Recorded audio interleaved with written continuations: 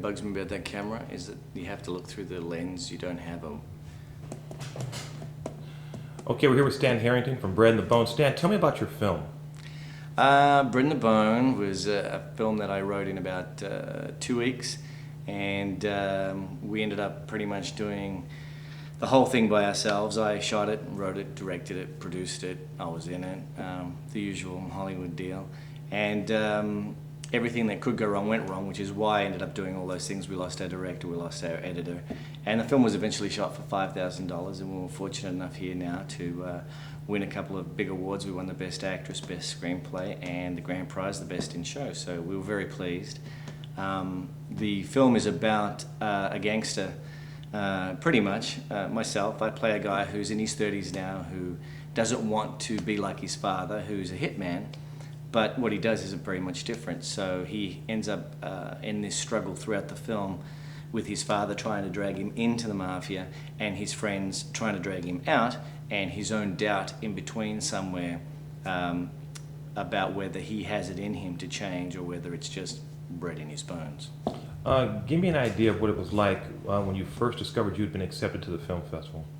Well, that was a thrill in itself. I mean, that was everything for us. We really just wanted the film to be recognized in some form. So getting selected in the Action on Film Festival was really quite a thrill. When you shoot a film for $5,000 that's supposed to be an action film, you have to find ways to make it engrossing and action-filled or action-packed.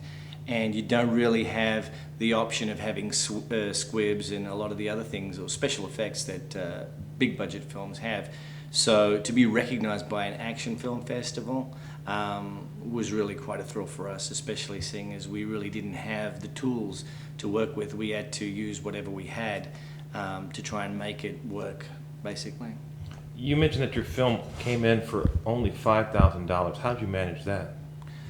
The film was shot for $5,000, and that's really just a figure to date. Obviously now with these printing costs and these posters and everything I have to make, it's starting to creep up a little.